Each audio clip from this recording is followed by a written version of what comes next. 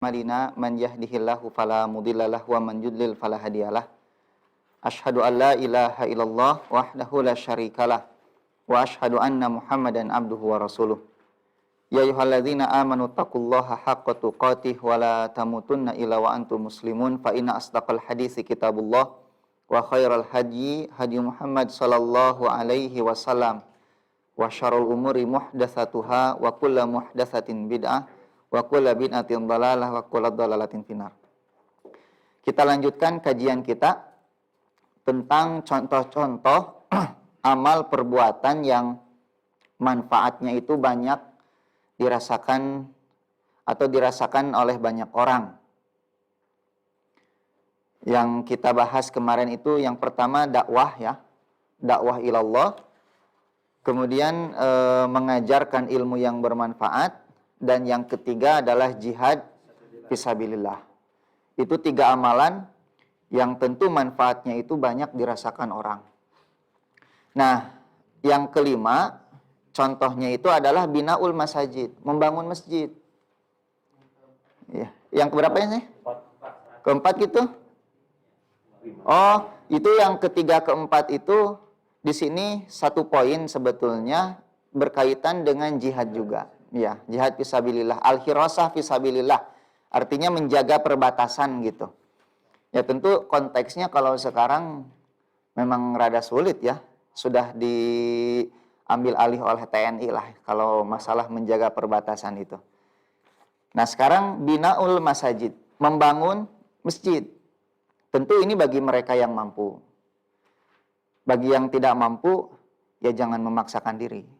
Tapi kalau misalnya Pak Agus, Pak Andi punya kemampuan untuk membangun masjid, itu sangat bermanfaat bagi kaum muslimin. Cuma kalau mau membangun masjid, perhatikan di sekelilingnya sudah ada masjid atau belum. Jangan sampai sudah ada masjid, bikin lagi masjid, akhirnya jamaah terpecah. Nu itu tepinuh, nu iya tepinuh. Itu tidak boleh. Itu tafrikul ummah namanya, memecah belah umat. Nah, kebanyakan dana-dana dari Timur Tengah misalnya, donatur-donatur itu keinginannya membangun masjid di Indonesia itu. Padahal sudah seabreg. Bisa saja membangun yang lain seharusnya. Seperti pesantren gitu. Tuh atas diksan boga pesantren, pangabangunkeun Pak Agus. Nyamahan gitu ya. Itu manfaatnya sangat besar sekali. Apalagi pesantren itu lembaga ilmu yang akan melahirkan para da'i dan ulama di masa yang akan datang. Berapa banyak pahala yang antum dapatkan nanti. Setiap kali orang mendapatkan ilmu melalui ustadz yang lahir dari pesantren itu, Masya Allah, pahala kita melimpah. Gitu. Jadi kalau misalnya ada dana, antum punya tanah, coba sisihkan dari sekian tanah yang antum punya itu untuk wakaf. Gitu. Karena setiap sahabat itu pasti punya wakaf. Gitu. Dan wakaf itu tidak perlu menunggu kaya. Kalau ada kesempatan misalnya urun wakaf, ikutan. Pahalanya akan terus mengalir walaupun kita sudah meninggal dunia. Itu yang dimaksud dengan apa? Sedekah jariyah itu. Sedekah yang terus mengalir itu maksudnya apa? Wakaf. Nah, bisi ayeuna aya nu gaduh taneuh 1000 hektar di dieu. Gitu. Pasantren peryogi 1 hektar lah. Kangge ngabangun.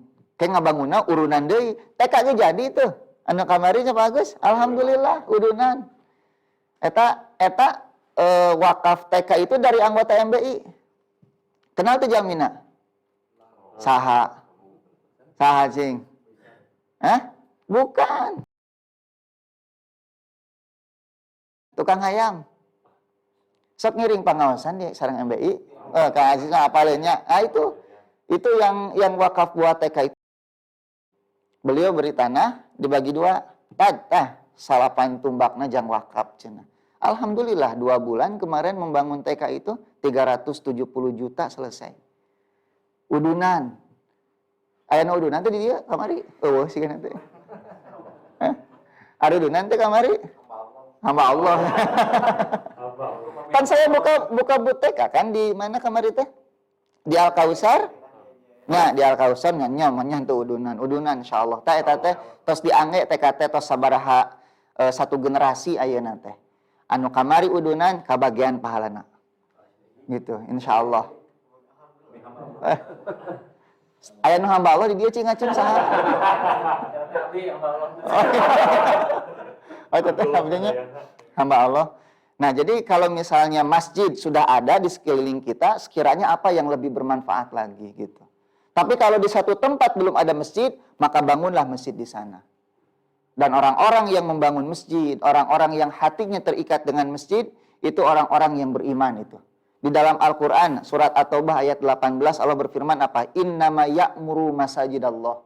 Hanya saja yang memakmurkan masjid-masjid Allah itu siapa? Man amana billahi wal yaumil akhir. Yaitu mereka yang beriman kepada Allah dan hari akhir. Wa aqama salat, menegakkan salat, wa ata zakat, wa lam yakhsha ilallah, dan dia tidak takut kecuali kepada Allah. Orang-orang yang hidupnya penuh dengan ketakutan itu ciri orang yang jauh dari masjid. Gitu. Orang yang hatinya dekat dengan masjid itu tidak akan pernah merasa khawatir di dalam kehidupannya. Bisi gitu orang teh nah hirup teh asa loba kasieun, loba kahariwang gitu. Perhatikan lagi interaksi kita dengan masjid. Loba kahayang. Loba kahayang? Loba kahayang. Oh, loba kahayang mah eta mah jalma nu teu sabar. Iya, itu gaya ya. Iya. Loba kasieun.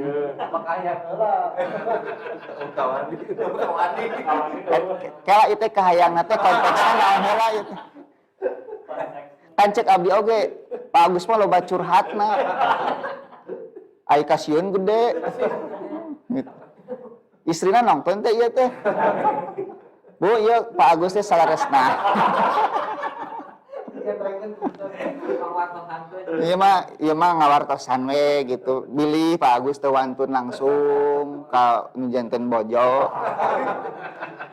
Mata ku abdi di ieu keun. Nah, jadi orang-orang yang penuh ketakutan dalam hidup itu salah satu faktornya karena jauh dari apa? Dari masjid. Dan orang-orang yang dekat dengan masjid itu tidak merasa takut kecuali kepada Allah. Fa'asa ulaika an yakunu minal muhtadin. Mereka itu orang-orang yang mendapatkan apa? Petunjuk. Kemudian dalam hadis Nabi mengatakan apa? Man bana masjidan, kata Nabi. Barang siapa yang membangun masjid, yan bagi bihi wajhallah. Karena mengharapkan ridho Allah, banallahu lahu mislahu fil jannah. Maka Allah akan bangunkan baginya rumah di surga. Nah, ini yang seringkali menjadi motivasi kenapa orang-orang Arab itu kalau ngasih dana selalu inginnya menjadi masjid. Karena memang pahalanya mendapatkan rumah di surga gitu. Cuma ya seringkali tidak efektif. Gitu. Padahal dalam satu mazhab Syafi'i, kalau misalnya ini masjid dan masjidnya masjid jami, menampung seluruh warga di situ. Kemudian ada masjid lagi. Masjid jami lagi, terpisah ini kedua masjid, terbelah. Dua-duanya mengadakan Jumat, itu salah satu masjidnya tidak sah salat Jumatnya itu. Itu dalam fikih Syafi'i seperti itu. Yang mana yang tidak sah? Yang terakhir membangun apa? Masjid. Kecuali kalau memang satu masjid ini sudah penuh semua, tidak apa-apa membuat lagi, gitu ya. Kan memang dengan alasan-alasan yang masuk akal. Ulah nu hiji kunut, nu hiji henteu ngajian masjid anyar. Tak ulah siga kitu. Yang hiji diutek-utek, nu hiji henteu ngajian masjid anyar. Urang mah ngajian masjid anyar, kunaon lieur nempo si eta utek-utekan wae curugna kan gitu. Atuh ari keur salat mah ulah nempo curug batur nya cek urang mah. Tinggal ieu curug sorangan. Hak. Parentahna nempo curug batur atau curug sorangan? Curug sorangan. Nepikeun ka tahiyat teh kitu we kana curug batur. Nah, lieur atuh. Nah, ya nempo curug batur. Ya masa hanya karena perbedaan fikih kemudian membangun masjid yang baru. Akhirnya yang ini tidak penuh, yang ini tidak penuh. Silih omongkeun. Kunaon teh di ditu? Tarawehna 23 di itu mah. Urang mah 11 taraweh. Ieu 11 23. Balik papanggih deui.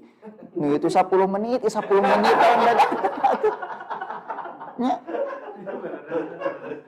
Nya naon bedana 10 menit, 10 menit. Sugan teh 11 menit teh rek nepikeun ka 11 rakaat teh rek nepikeun ka subuh siga Nabi. Nabi itu 11 rakaat tapi panjang. Nah, kata para ulama, yang tidak bisa seperti itu, maka disiasati dengan menambah apa? rakaat. Makanya sholat tarawih 23 rakaat itu sudah 1000 tahun lebih di Masjid Nabawi dan Masjidil Haram. Dan tidak ada yang mengingkari selama ribuan tahun itu. Kapan mengingkari? Kesini. Zaman-zaman sekarang baru ada pengingkaran-pengingkaran itu. Tabi'in itu sudah banyak yang 23 rakaat. Salah satunya Ibnu Abi Mulaikah. Kalau apa yang dilakukan Ibnu Abi Mulaikah itu sebuah kebid'ahan, mungkin tidak ulama yang lain diam saja. Nggak mungkin, pasti diingkari. Dan tidak ada pengingkaran. Makanya ada satu kitab, ditulis Sholatu at-Tarawih fi Masjidin Nabawi aksan min alfisanah, judulnya itu. Sholat tarawih di Masjid Nabawi lebih dari 1000 tahun. Rakaatnya segitu. Gitu. Nabi berapa? 11. Nabi 11. Tetapi itu bukan pembatasan. Karena dalam hadis yang lain, sholatul laili masna masna. Kata Nabi, sholat malam itu dua-dua, berapapun. Cuma memang Nabi melaksanakannya berapa? 11. Tapi kata Aisyah, falatas al-an husnihinna watulihina. Jangan kalian tanya yang 11 itu bagus dan panjangnya. Sampai sahabat Nabi Ibnu Mas'ud mengatakan, kami khawatir tidak kebagian sahur. Panjangnya sholat Nabi. Lihat, 11 rakaat ba'da isya, tapi sampai apa? Subuh Nabi sahur. Anda bayangkan. Ini atos, atumannya kan ai sholat kan ba'da isya. Atos. Tos buka, itu kan ba'da isya. Tarawih mah. Mestinya tarawihna tisa can maghrib kan. Kita bagian buka. Gitu. Itu panjang sekali. Sampai satu rakaatnya itu membaca Al-Baqarah, Ali Imran dan An-Nisa. Itu 11 rakaat Nabi Shallallahu Alaihi Wasallam. Gitu. Nah memang yang mengatakan bid'ah itu saya mendapatkan kitab itu Imam Son'ani di dalam kitab Subulus Salam. Gitu. Adapun kitab-kitab sebelum Son'ani kan orang-orang ke sini. Son'ani itu sejaman dengan Syekh Muhammad bin Abdul Wahab. Gitu. Nah sebelumnya itu nggak ada yang membid'ahkan. Lebih dari 20. Nah kemudian yang lebih kontemporer lagi yang membid'ahkan itu Syekh Albani.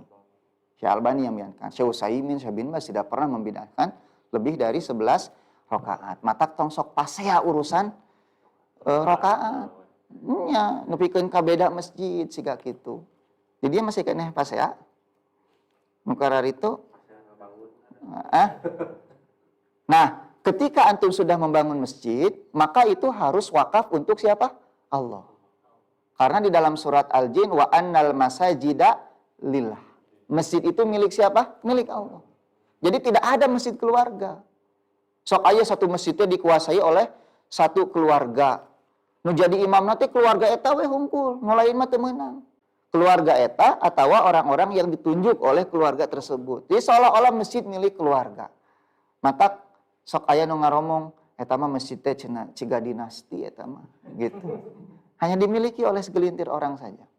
Padahal di dalam Al-Qur'an wa annal masajida lillah. Dalam hadis Nabi, man bana masjidan lillah. Barang siapa yang membangun masjid karena Allah. Gitu. Ya, jadi antum tidak boleh menguasai masjid sendirian. Kemudian Ibnu Abbas pernah mengatakan annal masajida sesungguhnya al masajid lillah. Masjid itu milik Allah. Tudi uli ahli sama. Dia menerangi penduduk langit. Kata Ibnu Abbas, kama nujumus sama tudi uli ahlil ardi. Sebagaimana bintang-bintang di langit menyinari penduduk bumi.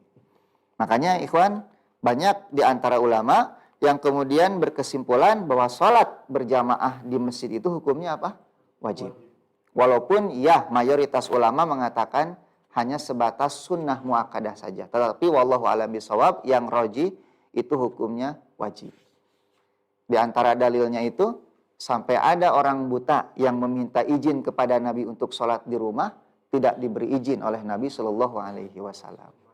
Makanya antum cari masjid, sholat itu di masjid. Lamun bade sholat di bumi ngangge mukena. Gitu. Barang siapa yang mendengar azan kemudian tidak datang ke masjid, fala sholatalahu kata Ibnu Abbas, maka tidak ada sholat baginya. Maksudnya tidak ada sholat itu, sholatnya tidak sempurna. Sholatnya tetap sah, tetapi dia berdosa karena meninggalkan apa? Jamaah. Itu kamu aya nama taraweh. Usahakan di masjid karena lebih utama di masjid taraweh itu. Dan kalau sudah di masjid bukan harus, usahakan sampai selesai dengan imam. Karena kalau tidak selesai dengan imam, lebar pahalana. Kata Nabi, barang siapa yang sholat dengan imam, maka dituliskan baginya sholat semalam suntuk. Nah, kecuali wanita. Kalau wanita itu utamanya di rumah. Termasuk sholat tarawehnya pun di rumah. Gitu ya. Jadi sok mangga nu gaduh artos gerang ngabangun masjid. Ya. Nah, masjid itu nanti ada dua, ada masjid jami, masjid goir jami. Masjid jami itu masjid yang mengumpulkan seluruh orang untuk melaksanakan sholat jamaah dan sholat Jumat. Kalau masjid goir jami tidak dipakai untuk sholat Jumat. Nah, nanti ketika antum iktikaf, itu iktikaf di masjid jami. Jangan di masjid yang tidak jami. Gitu. Sok ari iktikaf tara? Iktikafan, nyesaru aja kana iktikafan. Malam-malam di masjid, isukna balik kan gitu. Anjing damel.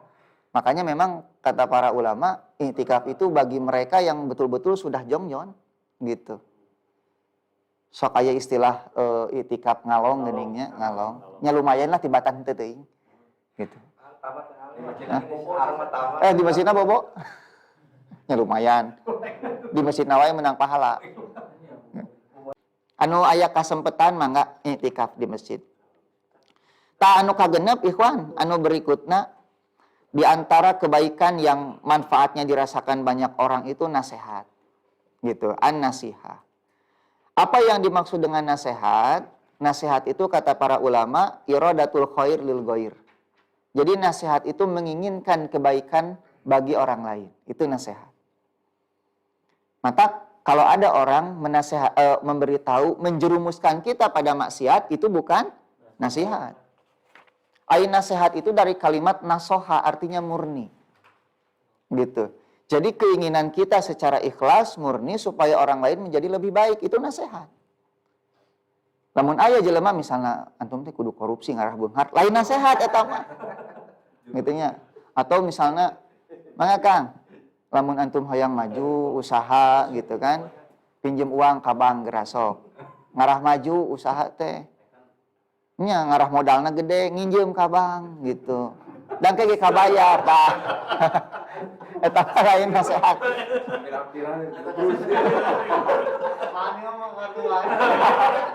Saha mang di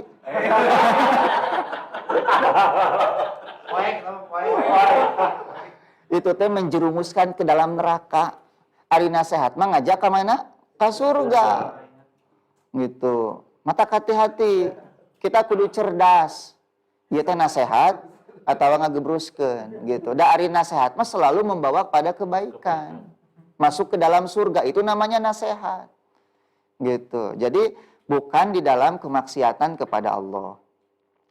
Nah, yang namanya nasihat itu, ikhwan, itu bagian dari agama kita. Sampai Nabi mengatakan adinu nasihah, kata Nabi. Agama itu adalah nasihat. Bagi siapa? Pertama lillah, bagi Allah. Nah, ke Allah menasihati, cenah. Bukan, yang dimaksud nasihat untuk Allah itu kita melaksanakan segala perintah Allah, itu nasihat lillah. Kemudian wali kitabihi, bagi kitab Allah, artinya mengamalkan isi Al-Quran.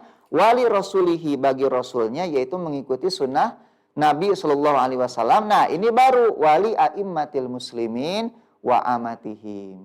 Gitu, bagi para pemimpin kaum muslimin dan bagi seluruh kaum muslimin. Cuma untuk menasihati pemerintah memang ada makomnya. Tidak semua orang bisa menasihati pemerintah. Kemudian bagaimana caranya? Gitu ya. Beda antara menasihati kaum muslimin secara umum dengan menasihati pemimpin, itu beda caranya. Gitu. Dan antum harus tahu, kalau kepada pemimpin itu harus baik menasihati, apalagi menasihati ahli ilmu. Gitu. Kenapa? Karena ulama ahli ilmu itu lebih mulia dari hanya sekedar apa? Pemimpin. Nah, di urang mah tibalik. Ari menasihati pemimpin kudu bagur, ari ka sesama ustad bet garalak. Nya bener teh. Ustad masalah saeutik teh ditahdir langsung. Mun pamimpin mah tara ditahdir. Gitu, padahal ahli ilmu lebih mulia daripada pemimpin. Ulama itu lebih mulia, ikhwan. Gitu. Makanya kalau misalnya kepada pemimpin saja kita diperintahkan untuk lembut, apalagi kepada ahli ilmu di dalam menasihati. Ari ka ahli ilmu ka ustad garalak cik anak teh. Ustad mah beak ditahdiran nu tara ditahdir mah nu beunghar. Nu beunghar mah tara ditahdir. Benar, saya mah serius. Gitu ya. Lamun ustad salah saeutik mata cek Ibnu Qayyimah ada manusia-manusia bermental babi. Itu manusia bermental babi itu apa? Babi itu di tempat baik saja yang dicari yang kotor-kotor. Kata Ibnu Qayyim itu. Lalu beliau mengatakan, begitupun dengan manusia bermental babi. Ketika kita melakukan kebaikan sebanyak apapun, orang nggak pernah ngomongin kita. Tapi satu saja kita melakukan kesalahan, itu yang kemudian diangkat, dicari-cari. Itu manusia-manusia bermental babi, kata Ibnu Qayyim. Gitu. Melihat kesalahan Ustadz saeutik teh, oh digedekeun atuh. Rame, viral. Tapi betapa banyak kebaikan Ustadz itu yang kemudian tidak pernah diviralkan. Nah itulah manusia bermental babi, kata Ibnu Qayyim. Bisi di dia aya anu kitu, tapi insya Allah di dia mah moal. Ulah di dia mah ulah. Gitu ya. Tapi kita menemukan manusia-manusia seperti itu. Manusia-manusia bermental babi seperti itu kita temukan. Gitu ya. Ustadz tadi kekesek. Salah dia kudu salah gitu. Kudu mengakui sesuatu yang tidak dia lakukan. Nah, ada yang seperti itu, ikhwan. Makanya hati-hati. Nah, kata Imam Ibnu Hajar, wa hadzal hadis minal ahadis allati qila fiha innaha ahadu arba'idin. Hadis tersebut, kata Ibnu Hajar, itu bagian dari seperempat agama, katanya. Kata Imam Nawawi, hadza hadisu azimi sya'ni wa alaihi madarul Islam. Hadis ini manfaatnya sangat besar. Dan pada hadis itulah Islam itu berputar gitu. Nah, kemudian di sini dikatakan wa nasihatulillah, yang dimaksud dengan nasihat kepada Allah itu apa? Al-khudu' lahu zahiran wa batinan. Kita senantiasa tunduk kepada Allah secara lahir dan batin. Itu yang dimaksud dengan nasihat kepada Allah. Bi fi'li ta'atihi, dengan melakukan ketaatan. Warahbah min masakhitihi, khawatir takut dengan murkanya, bitarki maksiatihi, dan meninggalkan kemaksiatan, wal jihad firadil asina ilaihi, dan berjihad melawan orang-orang yang bermaksiat kepada Allah Subhanahu wa taala. Itu nasihat untuk Allah. Kemudian nasihat untuk kitab Allah apa? Pertama, mempelajarinya. Itu nasihat untuk kitab Allah. Yang kedua, ta'limuhu, mengajarkannya. Yang ketiga, membacanya. Gitu ya. Yang keempat, memahami maknanya. Yang kelima, mengamalkan isinya. Dan yang keenam, menjaga kitab Allah tersebut dari penyimpangan orang-orang yang batil. Artinya membela. Gitu ya, penyimpangan orang-orang batil terhadap kitab Allah tersebut. Kemudian nasihat untuk Rasulullah, pertama mengagungkan Nabi. Yang kedua, menolong beliau baik ketika beliau masih hidup maupun sudah wafat. Nah, kalau sudah wafat bagaimana menolongnya itu? Dengan menghidupkan sunnah-sunnahnya. Ya, menghidupkan sunnah-sunnahnya. Bagaimana cara menghidupkan sunnah beliau? Pertama, mengamalkan. Yang kedua, mengajarkannya. Nah, itu cara menghidupkan sunnah Nabi Sallallahu Alaihi Wasallam. Mengikuti beliau di dalam ucapan, perbuatan, mencintai apa yang dicintai oleh Nabi dan membenci apa yang dibenci oleh Nabi Sallallahu Alaihi Wasallam. Nah, adapun nasihat untuk para pemimpin adalah menolong mereka untuk sanggup memimpin dengan adil. Gitu. Ya, ketika mereka misalnya tidak adil, itu wajib dinasihati. Wajib diingatkan. Gitu. Cuma memang yang mengingatkan mereka itu adalah orang-orang yang memang punya kapasitas untuk itu gitu. Kalau nasihatnya secara bijak gitu kan ya, kemudian didoakan, siapa tahu bisa luluh daripada dipoyok wae. Dari poyok itu tidak akan memperbaiki keadaan. Antum moyokan presiden, moyokan pemimpin itu bisa menjadi lebih baik tidak? Tidak. Tetapi kalau kita berdoa, mudah-mudahan maknya atuh dari sekian ratus juta kaum muslimin di Indonesia tidak ada seorang pun yang diijabah doanya itu. Apalagi sekarang bulan Ramadan. matak sok ngadoa sing khusuk kanggo Pak Jokowi.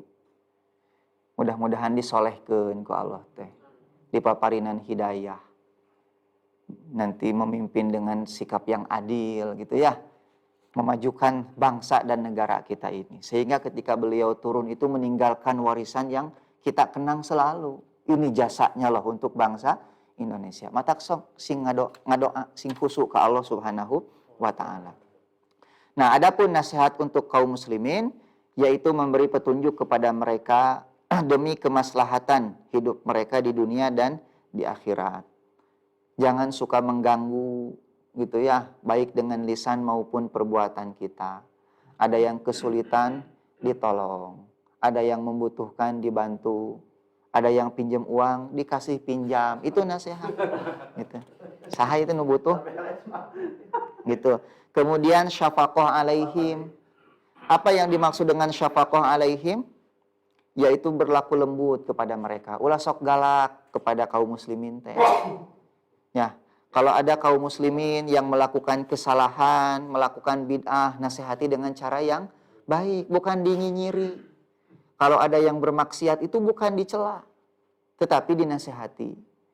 Kata Nabi, barang siapa yang mencela pelaku maksiat, maka dia akan diuji dengan maksiat yang sama sebelum matinya itu. Nauzubillah. Gitu. Itu seperti itu hadis Nabi Shallallahu Alaihi Wasallam. Kenapa? Karena konsep Islam itu kalau ada orang melakukan maksiat bukan dicela, tetapi dinasihati amar ma'ruf nahi munkar. Itu dalam Islam. Kalau tidak bisa dengan lisan, ya didoakan dengan hati kita. Kita benci dengan perbuatannya, tapi kita tetap cinta dengan orangnya sesuai dengan keimanan dia kepada Allah. Benci seukuran maksiat dia kepada Allah, gitu. Jangan sampai orang yang melakukan maksiat kita caci maki. Kenapa? Karena mungkin suatu saat kita akan seperti dia.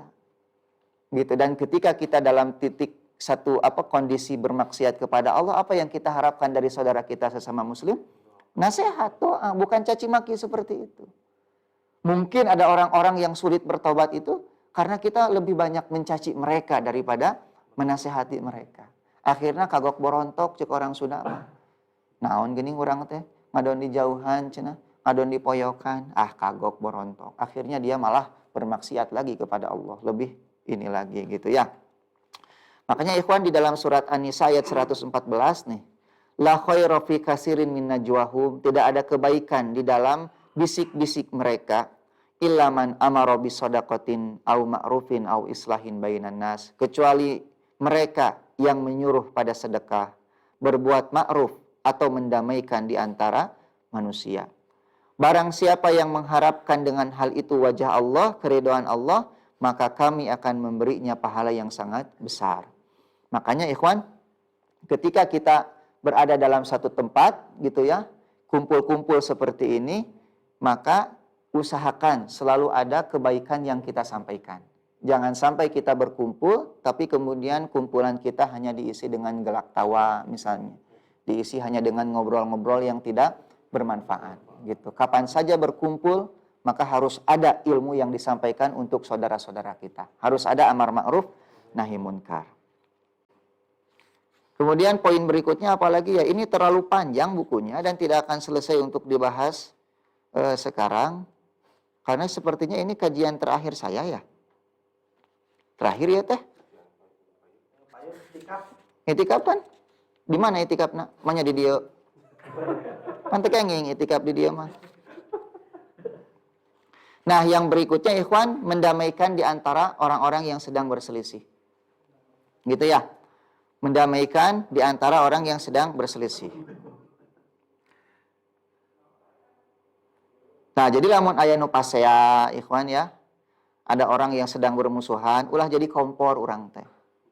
Sok aya jelema teh jadi kompor. Tidak mendinginkan, malah menambah panas situasi. Kadang-kadang justru malah mengadu domba.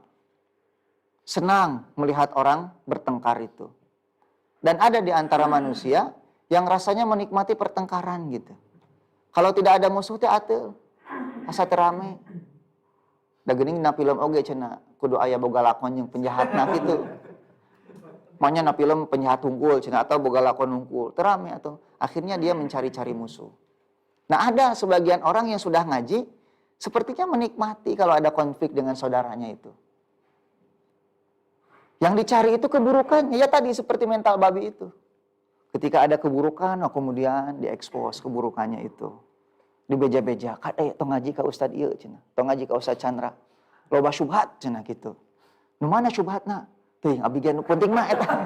Nu penting mah aya syubhat lah gitu. Percaya we lah ka abdi gitu, aya syubhat. Nu mana? Kan kudu ilmiah. Al ilmu qoblal qauli wal amal kan gitu ya. Kudu ilmu dulu sebelum kita berucap dan beramal. Itulah urang diteangan heula cenah syubhatna. Kadang-kadang ketika syubhat itu tidak ketemu, kemudian dicarilah latar belakang. Sok, siapa di antara kita yang tidak punya masa lalu? Sebelum kita mengaji manhaj ini apa kita ini? Ya. Ada mungkin yang tidak mengaji sama sekali, kemudian mengenal manhaj ini. Saya ini sudah mengaji Islam itu semenjak SMP, SMA. Saya sudah ngaji. Gitu ya, kemudian masuk ke Lipia gitu. Di Lipia saya mengenal manhaj. Melalui teman saya, Kang Yahya namanya itu. Dia nggak mengajak debat. Orang salafi semua saya debat itu. Masalah jenggot didebat ku saya. Masalah cadar didebat. Masalah celana cingkrang didebat ku saya. Dulu saya seperti itu. Keras sekali saya pada orang-orang salafi dulu. Tapi kemudian Kang Yahya ini datang. Kang, tong debat lah. Ya we aos majalah. Mun telepat majalah Asyariah ti payun teh duka Al-Furqan. Awal-awal majalah-majalah salafi dulu itu. Ya, Al-Furqannya dulu itu. Ada Al-Furqan.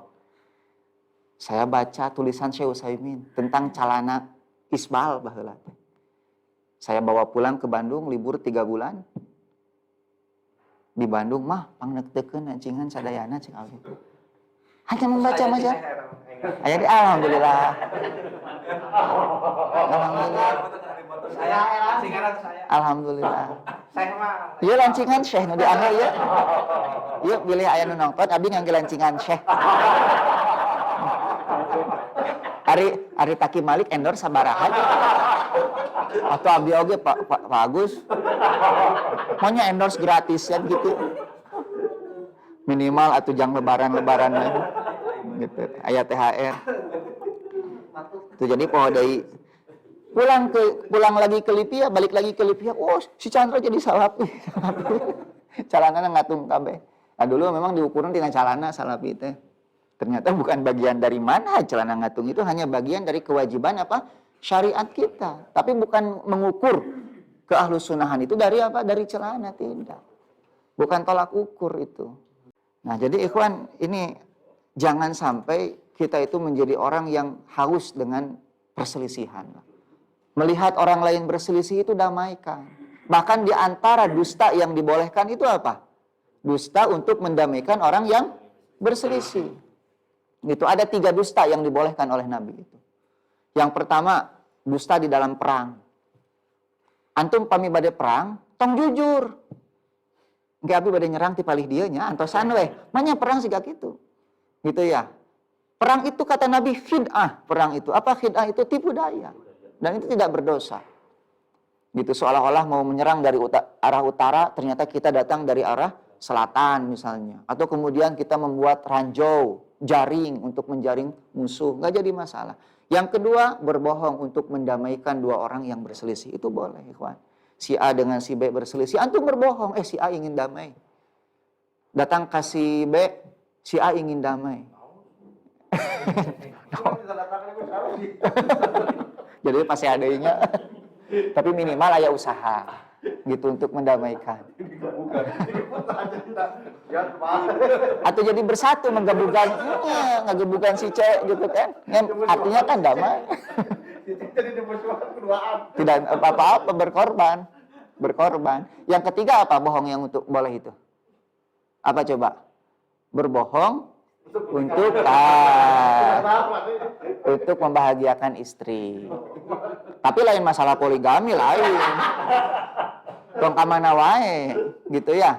Bisi ieu mah oh kitu mah meunang dong ngabohong. Enggak, untuk poligami harus jujur.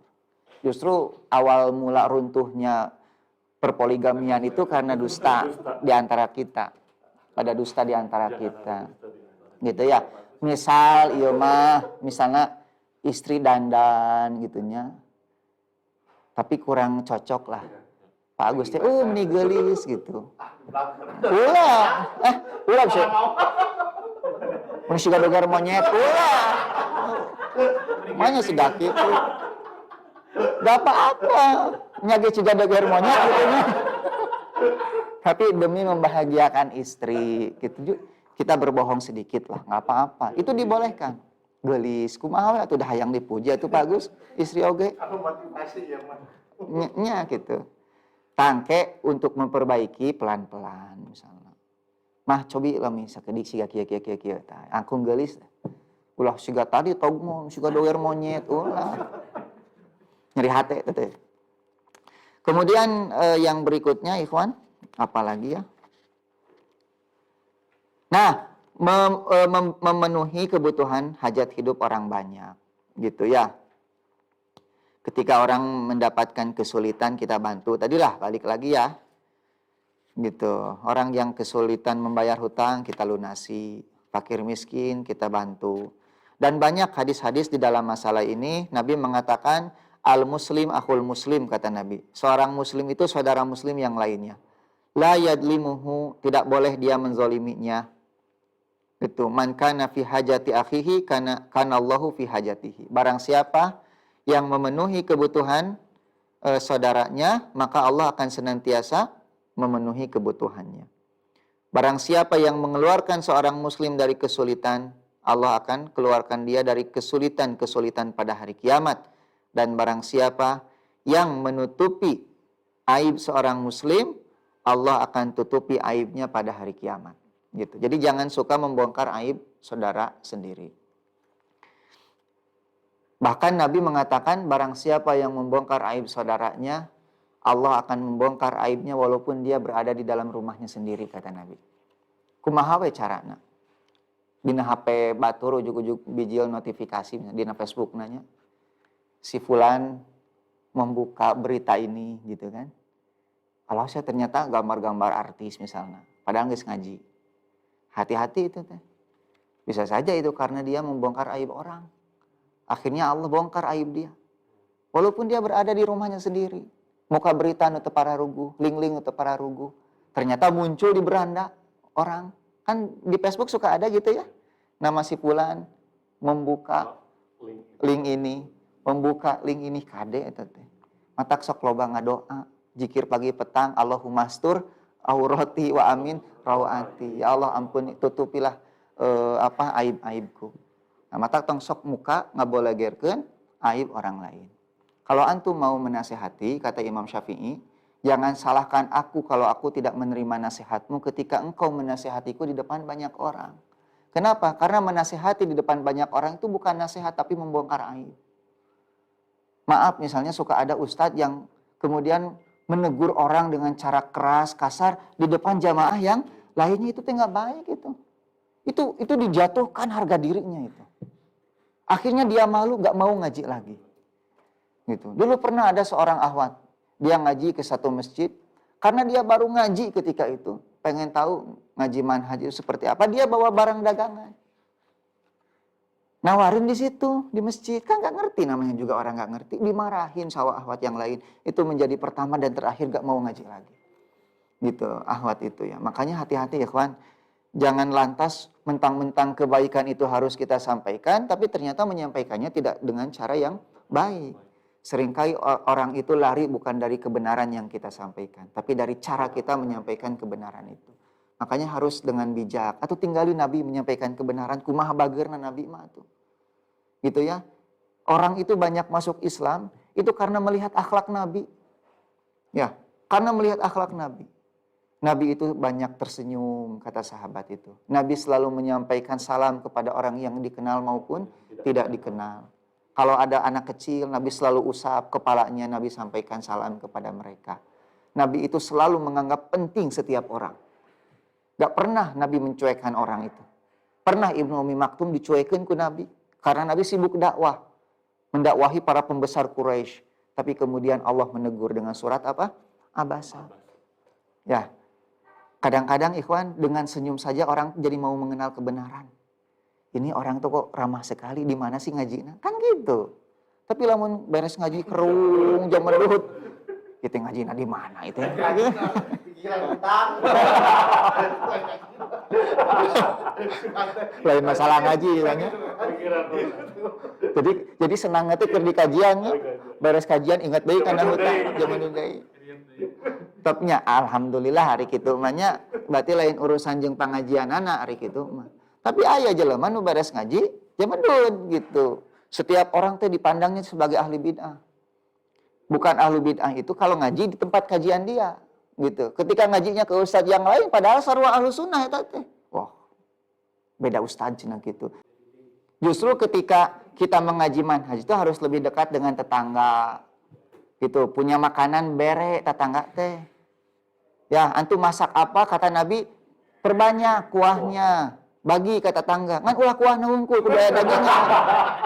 Bisi ya mah gitu udah cok Nabi ge kuah hungkul. Lain perbanyak kuah teh ngarah bisa mereka tetangga. Artinya kuah jeung dagingna gitu. Ya. Nah, jadi itu orang yang belajar manhaj itu seperti itu. Memenuhi kebutuhan orang-orang yang memang membutuhkan, memberi pinjam kepada orang yang membutuhkan. Ini hadisnya jelas. Al-muslim akhul muslim. Muslim itu saudara muslim. Ketika orang-orang Khawarij itu memerangi Ali bin Abi Thalib, Khawarij lah. Apa yang dikatakan Ali? Ikhwanuna kata Ali. Mereka saudara-saudara kita, bagau alaina. Tetapi mereka memberontak kepada kita. Sampai Ibnu Abbas itu sholat di belakang orang Khawarij. Itu Ibnu Abbas. Nah, urang mah sholat di tukang nu kunut wae teh dae kunang mah. Abung, imam eta mah kunut. Emang kunut kunaon gitu. Ya, emang kenapa dengan kunut subuh? Imam Syafi'i ge kunut. Antum mereka mengatakan Imam Syafi'i ahlu bidah. Imam Syafi'i itu kunut. Makanya Imam Ahmad itu kunut di belakang Imam Syafi'i karena menghormati ijtihad gurunya itu. Artinya apa? Ketika Syekh Masyhur ditanya apakah kita kunut di belakang orang kunut, lihat dulu apakah dia ahli ilmu atau bukan. Gitu kan? Kalau dia ahli ilmu, ikut kunut. Seperti Imam Ahmad di belakang Imam Syafi'i. Tapi kalau dia bukan ahli ilmu, maka tidak perlu kita ikut kunut. Tapi jangan kemudian mentabdi mengatakan itu ahlu bid'ah. Sampai tidak mau sholat di belakang orang yang kunut. Ibnu Abbas itu sholat di belakang Khawarij. Gitu. Ya, kenapa? Masih saudara kita, ikhwan. LDI, penganut LDI, saudara orang lain. Saudara. Penganut NII, saudara kita bukan? Saudara. Tetapi mereka menyimpang di dalam apa? Permasalahan akidah. Apa kewajiban terhadap saudara yang menyimpang? Menasihati. Gitu. Harus bisa didakwahi oleh kita itu. Makanya Ibnu Abbas kemudian kepada Ali mengatakan apa? Ya Amirul Mukminin, akhirkan salat zuhur. Aku akan mendatangi mereka. Kata Ali, aku khawatir terhadap dirimu. Enggak akan terjadi apa-apa. Kemudian Ibnu Abbas datang ke satu tempat namanya Haruro ketika itu. Ibnu Abbas disambut oleh orang-orang Khawarij. Ada apa wahai Ibnu Abbas? Kata Ibnu Abbas, aku datang sebagai utusan dari para sahabat Nabi. Dan aku tidak melihat seorang sahabat Nabi pun bersama kalian, kata Ibnu Abbas. Karena memang tidak ada sahabat Nabi yang kemudian gabung dengan Khawarij, itu nggak ada. Kemudian Ibnu Abbas berdebat tentang 3 permasalahan. Dari 4.000 Khawarij, 2.000 bertobat. Kembali kepada ahlu sunnah wal jamaah. Tinggal Ibnu Abbas mah itu caranya. Diskusi. Lain nyinyir. Diskusi ilmiah. Semua hujah-hujah Khawarij dipatahkan oleh Ibnu Abbas ketika itu. Kemudian 2.000 taubat. Nah yang sisanya tetap memberontak. Maka diperangilah oleh Ali bin Abi Thalib. Karena mereka memberontak. Tetapi Ali tidak pernah mengkafirkan orang-orang Khawarij. Walaupun orang Khawarij mengkafirkan Ali. Gitu. Makanya Muslim, selama Muslim saudara kita, ikhwan. Harus kita nasihati. Nah atas adan deui. Oh, teu karaos ya. Tacan ya. Tapi intinya ikhwan disitulah. Ada pertanyaan nggak? Ada tanya jawab dulu silahkan kalian. Ya, mangga. Biasanya kalau di kampung-kampung itu yang mewakafkan tanah buat masjid itu biasanya kalau dia meninggal suka dikuburkan dirinya. Nah, yang anak tanyakan tuh batasan yang kita boleh sholat yang ada kuburan tuh gimana sih? Apakah dengan satu tembok aja udah gitu? Yang pasti statusnya beda. Dan statusnya itu bisa dicirikan dengan jalan misalnya, atau kita membangun dinding kuburan dan pagar masjid terpisah. Kalau nggak ada itu ini itu dihawat halaman di depannya. Itu khawatir kita akan terjerumus pada kesyirikan. Banyak ulama yang melarang untuk sholat di masjid yang seperti itu. Gitu. Kang, ya. Di rumah ada sedikit ada masjid. Ya. Nah, beliau teh kadang suka ada pakai tausiah selepas subuh, pakai speaker keluar. Nah, biasa anak kadang mendengar dari isi segala macam ini nggak ada yang menyebut. Ya. Kadang itu mengikat wilayah gitu. Yang misalkan masyarakat itu tuh sama dia di Disepet. pet. Ya. Nah, anak khawatir sih maksudnya ya teh Orang yang enggak gimana gitu. Ya memang yang namanya mungkin dia ingin berdakwah ya. Tapi kan salah satu syarat dakwah itu tidak boleh menimbulkan mudarat yang lebih besar. Gitu. Artinya cara menyampaikan harus dengan cara yang baik. Kalau suatu saat memang tetap menimbulkan mudarat padahal sudah betul-betul baik, yaitu memang tabiat dakwah seperti itu. Gitu. Selalu ada tantangan. Salah kalau orang berdakwah dan selalu ingin disukai, itu salah. Gitu ya. Kalau orang dakwah dan hanya ingin disukai, nanti dakwahnya hanya mencari keridhaan manusia saja. Gitu. Wallahu a'lam bishawab.